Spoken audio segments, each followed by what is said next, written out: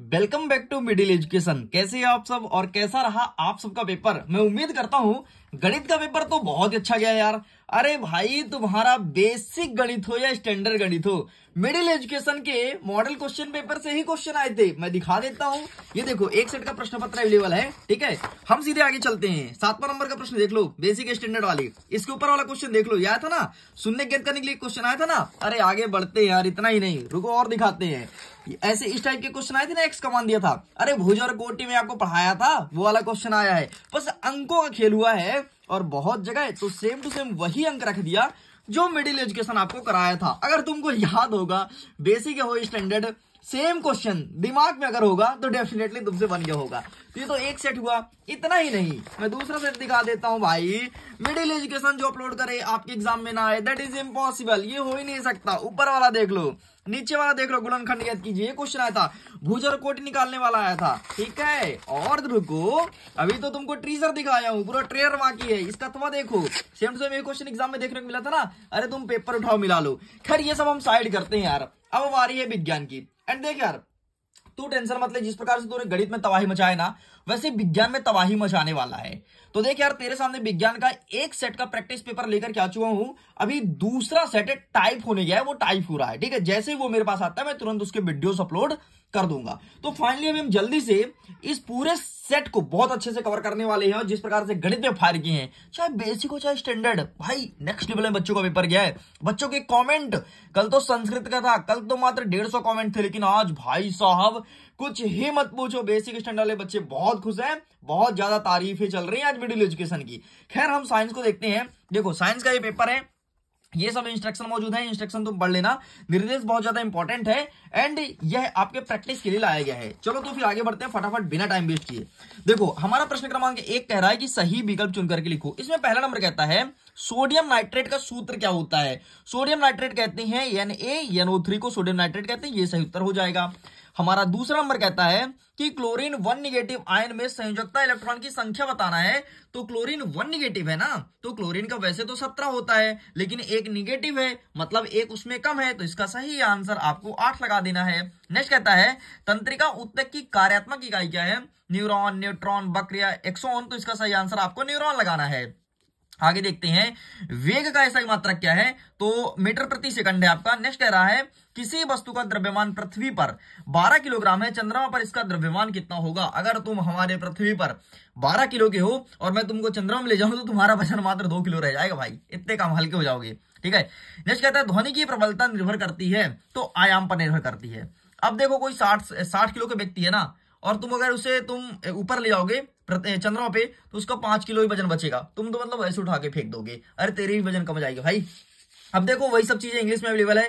अगर तुम English medium के हो तो इंग्लिश में क्वेश्चंस को देख लो। आगे बढ़ते हैं, प्रश्न क्रमांक 2 कह रहा है रिक्त स्थान की पूर्ति करो। CaCO3 का यौगिक नाम क्या है, तो इसे कहते हैं कैल्शियम कार्बोनेट। क्या कहते हैं, कैल्शियम कार्बोनेट। यहां पर मैं लिख देता हूं कैल्शियम कार्बोनेट, कैल्शियम कार्बोनेट अर्थात CaCO3 होता है। नेक्स्ट कहता है कि हाइड्रोजन के समस्थानिकों की संख्या कितनी है, तो हाइड्रोजन में 3 समस्थानिक है, एक प्रोटियम, दूसरा ड्यूटेरियम, तीसरा ट्रिटियम है। नेक्स्ट कहता है पौधे में लचीलापन डैश डैश उत्तक के कारण होता है, तो पौधे में जो लचीलापन होता है ना, वो स्लेह उत्तक के कारण होता है। ठीक है, नेक्स्ट कहता है संवेग परिवर्तन की दर डैश डैश के अनुक्रमानुपाती होता है, तो ये मैं छोड़ता हूं भाई, इसका तू कर लेना। पास्कल का मात्रा किसका है, तो दाब का मात्रा का है पास्कल। ठीक है, उसको मैं जानबूझ के स्किप कर रहा हूं। संवेग परिवर्तन की दर किसके अनुक्रमानुपाती होता है, बहुत सरल है। ठीक है, इसे कर लेना। नेक्स्ट कह रहा है कि ध्वनि संचरण के लिए आवश्यकता होती है, तो ध्वनि के लिए माध्यम की आवश्यकता होगी। अगर ना कोई माध्यम होगा तभी जाकर के ध्वनि का संचरण होगा, वरना नहीं होगा। चलो इंग्लिश में अवेलेबल, इंग्लिश में तुम सारे क्वेश्चंस को देख लो। आगे बढ़ते हैं, प्रश्न क्रमांक 3 कह रहा है सत्य और असत्य को बताओ। पहला नंबर कहता है मिश्रण का गलनांक क्या निश्चित होता है, नहीं, गलत बोल रहा है, यौगिक का निश्चित होता है, मिश्रण का नहीं। नेक्स्ट कहता है एल्यूमिनियम द्विपारमाणविक परमाणु होता है, बिल्कुल गलत है। आर्गन का इलेक्ट्रॉनिक विन्यास 2 8 8 है, बिल्कुल सही है। नेक्स्ट पलक का झपकाना क्या ऐच्छिक पेशी है, नहीं रे, ये तो अनैच्छिक है, बिना हमारी इच्छा के होते रहता है। अगर आंखें खुली हैं तो पलकें झपकेगी, तुम ना तो इसको रोक सकते ना तो कुछ। नेक्स्ट वेग परिवर्तन का दर औसत वेग कहलाती है, नहीं, गलत बोल रहा है। नेक्स्ट घर्षण बल सदैव वस्तु की गति का विरोध करती है, बिल्कुल सही है। इस प्रकार से तुम्हारा ये भी होता है कंप्लीट। ठीक है, आगे इंग्लिश में अवेलेबल है, तुम अगर इंग्लिश मीडियम के हो तो सारे क्वेश्चन का बढ़िया फायदा उठाओ, बेहतरीन तरीके से प्रिपेयर कर लो। चौथा नंबर कह रहा है सही जोड़ी मिलाना है। चलो आओ एक साथ मिलाते हैं। जल क्या है? तो जल एक यौगिक है। नमक क्या है? तो नमक का सूत्र होता है NaCl, तो यहां से मिल जाएगा नमक में। ठीक है। रोग, रोग का क्या हो जाएगा? तो रोग किसके? आयोडीन के अधिक खाने से रोग होता है, घेंगा रोग होता है। नेक्स्ट कहता है पत्तियों में भोजन का परिवहन ये करता है फ्लोएम, और खाना का पानी का जाइलम करता है। ठीक है। नेक्स्ट गति का तृतीय नियम क्या है? क्रिया बराबर प्रतिक्रिया, मतलब जितनी ताकत तुम लगाओगे उतना ताकत से तुम्हें भी धक्का मिलने वाला है, यह कहलाता है गति का तृतीय नियम। नेक्स्ट कह रहा है वस्तुओं पर क्रियाशील गुरुत्वीय त्वरण, तो इसका सही आंसर लगाओगे आप 9.8 मीटर प्रति सेकंड इनवर्स। ले भाई इंग्लिश में अवेलेबल है, फोटो खींच लो। सारे क्वेश्चन को अच्छे से प्रिपेयर करना। अच्छा सुनो, एक गोल्डन चांस बता देता हूं तुमको। अभी मैंने PDF अपलोड करवा दिया है, और PDF पहले 500 बच्चे जो लिंक को ओपन कर लेंगे वही डाउनलोड कर पाएंगे, वरना लिंक डीएक्टिवेट हो जाएगा। अब बोलोगे सर आप 500 बच्चों के लिए क्यों रखे हो, ऐसा क्या बात है? देखो यार ट्रैफिक बहुत ज्यादा पड़ जाता है, और PDF सबको देना नहीं है, लिमिटेड बच्चों को ही PDF देना है जो मिडिल एजुकेशन को पक्के वाले सब्सक्राइबर हैं।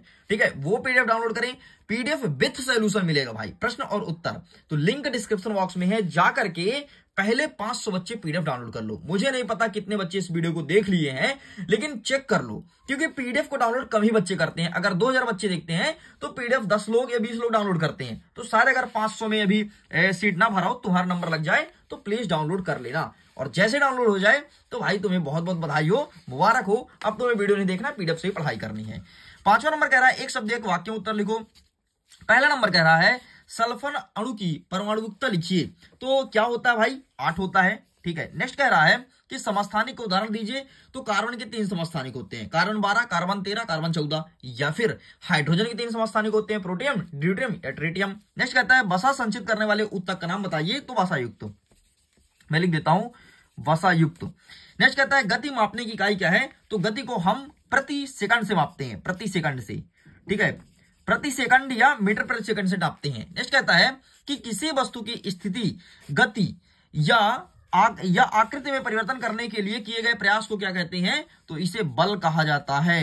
नेक्स्ट कहता है सामान्य पुरुष की श्रव्यता पारस कितनी होती है? अगर तुम सामान्य पुरुष हो, वैसे तो पुरुष अभी नहीं होगे तुम, तो उसका होगा 20 हर्ट्ज से लेकर के 2000 हर्ट्ज तक। इतना तुम कान में आराम से ध्वनि सुन सकते हो, और जैसे ही इससे ऊपर हुआ तुम्हारे कान फटने लगेंगे भाई साहब। अब बोलोगे डीजे बंद कर रहे, नहीं तो तेरा डीजे फोड़ देंगे। ठीक, ये कंडीशन आने वाला है जब 2000 हर्ट्ज से ऊपर होगा तो। ठीक है, इस प्रकार से सब कंप्लीट होता है। इंग्लिश में क्वेश्चन अवेलेबल है, फोटो खींच लो। अब चलो तैयार हो जाओ फटाफट, हम जल्दी जल्दी देखेंगे प्रश्न क्रमांक 6 से लेकर के 23 तक उत्तर बहुत जल्दी कंप्लीट करने वाले हैं, क्योंकि भाई मैं मिशन मूड में हूं, क्योंकि हमें दूसरा सेट भी लेकर के आना है, और करली के पेपर में आपको तबाही मचाना है। ठीक, तो तबाही मचाने के लिए आप सब रेडी हो जाइए, एंड हम रख रहे हैं आगे के क्वेश्चंस। हमारा प्रश्न क्रमांक 6 कह रहा है कि निक्षेपण किसे कहते हैं, और अथवा कहता है कि विसरण को परिभाषित कीजिए। हम एक दिखाएंगे केवल निक्षेपण। ये रहा आंसर, फोटो खींच लो। ठीक है, आगे बढ़ते हैं। इंग्लिश में अवेलेबल है, इंग्लिश वाले देख लेंगे। 7वां नंबर कह रहा है कि समांगी मिश्रण को परिभाषित कीजिए, अथवा कह रहा है कि विषमांगी मिश्रण को परिभाषित कीजिए। तुम्हें दोनों पढ़ना है। ठीक है, मैं एक आंसर प्रोवाइड करा रहा हूं, और दोनों चाहिए तो कमेंट में लिख देना, मैं PDF में अटैच कर दूंगा। ठीक, तो ये रहा आपके सामने समांगी मिश्रण, प्लीज टेक अ स्क्रीनशॉट। आगे बढ़ते हैं। 8वां नंबर कह रहा है कि निम्न के सूत्र लिखो, चाहे आपका सोडियम ऑक्साइड हो या फिर एल्यूमिनियम का क्लोराइड। एंड अथवा कहता है कि जो यौगिक दिया गया है इसका नाम लिखो। तो पोटेशियम ये K2SO4 है, एंड ये है CaCl2। ठीक, तो इसका नाम लिखना है, तो मैं आपको दिखा देता हूं नीचे वाला। ठीक है, ये लो, फोटो खींच लो। चलो आगे बढ़े। नेक्स्ट आगे हमारा कह रहा है प्रश्न क्रमांक 9, इंग्लिश में अवेलेबल है भाई, देखते जाना। ठीक है, 9वां नंबर कह रहा है कि संयोजकता किसे कहते हैं, अथवा में कहता है लिथियम एवं मैग्नीशियम परमाणु की संयोजकता लिखिए। तो ये रहा तुम्हारे सामने संयोजकता, स्क्रीनशॉट ले लो। आगे बढ़ते हैं। नेक्स्ट कह रहा है हमारा प्रश्न क्रमांक 10, प्लाज्मा झिल्ली को वर्णात्मक पारगम्य झिल्ली क्यों कहा जाता है, अथवा में कहता है लाइसोसोम को आत्महत्या या आत्मघाती थैली क्यों कहा जाता है। तो मैं तुमको क्या दिखा दूं, नीचे वाला। ठीक है, ये देखो 10वां का अथवा, लाइसोसोम को आत्महत्या की थैली क्यों कहा जाता है। चलो आगे बढ़ते हैं। 11वां नंबर कहता है जाइलम और फ्लोएम के बीच कोई 2 अंतर लिखना है। एंड अथवा कहता है सरल एवं जटिल उत्तक के बीच कोई 2 अंतर बताना है। तो अब हम देखते हैं पहले जाइलम और फ्लोएम। तो ये रहा तुम्हारे सामने जाइलम और फ्लोएम में अंतर, स्क्रीनशॉट ले लो। एंड चलो भाई खत्म करते हैं। ठीक है, नेक्स्ट कह रहा है 12 नंबर, त्वरण किसे कहते हैं, इसका सूत्र लिखो। एंड अथवा कहता है कि आप एक वृत्ताकार मैदान के 2 चक्कर पूरा करते हैं, आपके द्वारा तय की गई दूरी और विस्थापन बताना है। तो आओ दिखा देते हैं फटाफट इसका आंसर। तो ये रहा त्वरण वाला। ठीक है, 12 का ऊपर वाला दिया हूं, नीचे वाला नहीं है।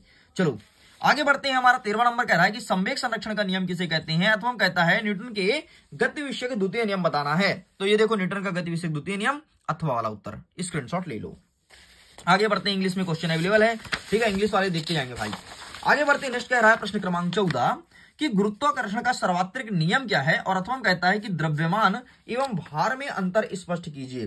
तो ये रहा है आपके सामने गुरुत्वाकर्षण का सर्वात्रिक नियम, ठीक। ये चित्र बनाना और ये समीकरण भी लिख करके आना, तभी पूरे नंबर मिलेंगे। आगे बढ़ते हैं, 15 नंबर कहता है जब आप साइकिल चलाते हैं तो आपको कौन से ऊर्जा रूपांतरित होती है, 2 नंबर का प्रश्न है। एंड अथवा कहता है कि 1 वाट शक्ति को परिभाषित कीजिए। तो ये रहा है आपके सामने ऊपर वाला, स्क्रीनशॉट ले लो, ठीक है। सॉरी ये नीचे वाला है, नीचे वाला, ठीक है। चलो आगे बढ़ते हैं, नेक्स्ट 16 नंबर कह रहा है कि ध्वनि की प्रबलता से क्या तात्पर्य है, अथवा में कहता है कि पराशब्द ध्वनि किसे कहते हैं। तो इसमें मैं एक दिखा देता हूं, मैं दिखाऊंगा आपको ध्वनि की प्रबलता वाला, ठीक है। स्क्रीनशॉट ले लो बेटा, यही लिख करके चले आना। आगे बढ़ते हैं, 17 नंबर कहता है कि मिश्रित फसल के कोई 2 लाभ बताना है। एंड अथवा में कहता है कि खरपतवार किसे कहते हैं, खरपतवार के कोई 2 नाम लिखो। तो ये रहा मिश्रित फसल, इसका भी स्क्रीनशॉट ले लो। इस प्रकार से यार देखो, एक एक क्वेश्चंस को बेहतरीन तरीके से तुम प्रिपेयर करना, बेहतरीन तरीके से तुम्हें अथवा सहित पढ़ना है। और अगर तुम्हारा डिमांड होगा, वीडियोस पसंद आ रहा होगा, तुम्हें अगर गणित में फायदा मिला होगा, कमेंट करोगे कि सर दोनों लेकर के आओ, मैं दोनों लेकर आऊंगा, पक्का है वादा, पक्का है वादा। आगे बढ़ते हैं, 17 नंबर कहता है कि निम्नलिखित को उदाहरण सहित व्याख्या कीजिए, संतृप्त विलयन, शुद्ध पदार्थ या कोलाइड, ठीक है। तो ये देख लेते हैं भाई, सबसे पहले शुद्ध पदार्थ देखो, इसके बाद देखो संतृप्त विलयन, इसके बाद देखो कोलाइड यहां से स्टार्ट होता है। इस प्रकार से लिख लिख के कंप्लीट करेंगे। आगे बढ़ते हैं, इसके अथवा में कहता है कि निम्नलिखित कोई तत्व यौगिक और मिश्रण को वर्गीकृत कीजिए। ये देख लो, इसका आंसर हमारे पास अवेलेबल नहीं है ना, तो हम प्रेजेंट करेंगे बाद में, जब कमेंट करोगे तो करूंगा। आगे देखते हैं, 19 नंबर कहता है, आगे हमारा 19 नंबर कहता है एक बस की गति 5 सेकंड में 80 से घट करके 60 किलोमीटर पर आवर हो जाती है। तो बस का त्वरण ज्ञात करना है। और अथवा कहता है कि एक रेलगाड़ी स्टेशन से चलना प्रारंभ करती है और एक समान त्वरण के साथ चलते हुए 10 मिनट में 40 किलोमीटर पर आवर की चाल प्राप्त करती है, जिसका त्वरण ज्ञात करो। एक चीज बताऊं यार, सारे क्वेश्चन बहुत अच्छे हैं, यहां से डेफिनेटली आएगा, मैं सीरियस मोड में कह रहा हूं। ऐसा तुम समझ सकते हो कि रियल पेपर के कुछ क्वेश्चन इसमें डाल दिए गए हैं, ठीक है। बाकी अब तुम समझता रहो, सारे क्वेश्चन को अच्छे से पढ़ लेना अथवा देख लो, जल्दी से प्रिपेयर करो।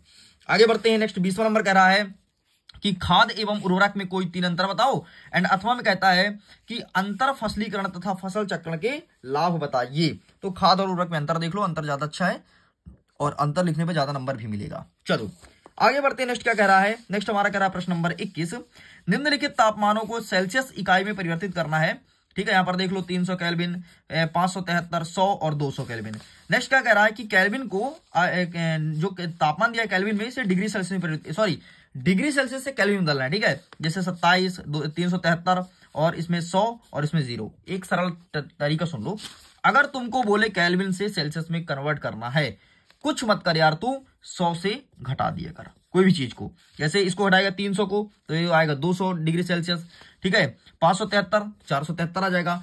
अब इसको क्या करना है, अगर इसको तेरे करना है ना, तो इसमें तू 200 नहीं 273 इसमें घटाना है, 273 घटाना है और इसमें 273 जोड़ना है, बस इतना करना है, तुम्हारा कन्वर्ट हो जाएगा, ठीक है। बाकी मैं दिखा देता हूं, ये देखो, ये आंसर अवेलेबल है 21 का ऊपर वाला, एंड ये देखो लिखो 21 का नीचे वाला। देखो 273 को जोड़ा है, ऊपर वाले में घटाया है।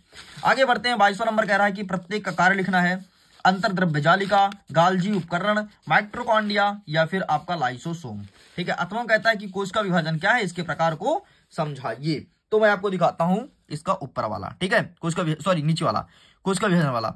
तो ये रहा, कोश का विभाजन 3 प्रकार का होता है, समसूत्री, अर्धसूत्री, और 2 प्रकार का होता है, समसूत्री, अर्धसूत्री। समसूत्री को डिफाइन करो एंड अर्धसूत्री को डिफाइन करो, पूरा आंसर तुम्हारे सामने है। आगे बढ़ते हैं, प्रश्न क्रमांक 23, बाकी इंग्लिश वाले बच्चे देखते जाइएगा। 23वां नंबर कह रहा है कि 40 किलोग्राम द्रव्यमान की एक पिंड धरती से 5 मीटर की ऊंचाई तक उठाया जाता है, इसकी स्थितिज ऊर्जा कितनी होगी यदि पिंड को मुक्त से गिराए जाने में, जब पिंड ठीक आधे रास्ते पर, उसकी समय की गतिज ऊर्जा की परिकल्पना कीजिए। एंड अथवा में कहता है कि 500 किलोग्राम द्रव्यमान की कार जो 60 किलोमीटर पर आवर की वेग से चलती है, रोकने के लिए किया गया कार्य की परिकल्पना करो। इंग्लिश में क्वेश्चन अवेलेबल है, देख लीजिए। पीडीएफ को डाउनलोड करना, टेलीग्राम पर जरूर जुड़ना, क्योंकि बहुत सारे बच्चे जुड़ रहे हैं। इसके बाद अगर तुम मेरे से व्हाट्सएप में जुड़ना चाहते हो तो मुझे मैसेज कर देना। मेरा व्हाट्सएप नंबर है 74 70 705 703। मैं तुम्हें व्हाट्सएप ग्रुप में जोड़ दूंगा। मात्र 3 सीट खाली है, बाकी सब कुछ भर गया है। ठीक, तो 23वें नंबर का उत्तर देख लो, ये रहा तुम्हारे सामने। ठीक है, ये रहा। चलिए स्टूडेंट, इस प्रकार से मैंने सब कुछ कंप्लीट कर दिया। अगर वीडियो पसंद आए तो वीडियो को लाइक कीजिए, दोस्तों के साथ शेयर कीजिए। ये है आपका सेट नंबर 1 या पार्ट नंबर फर्स्ट। जल्दी हम दूसरे सेट के साथ आएंगे और आगे क्वेश्चंस को प्रिपेयर करेंगे। फिर तुम्हारे सारे क्वेश्चन तुम्हारे पास, बस तुम्हें पढ़ना रहेगा और पीडीएफ को डाउनलोड जरूर करना। मात्र 500 बच्चे के लिए गोल्डन चांस है। मैं वीडियो एंड करता हूं एग्जाम के लिए। All the best, bye bye.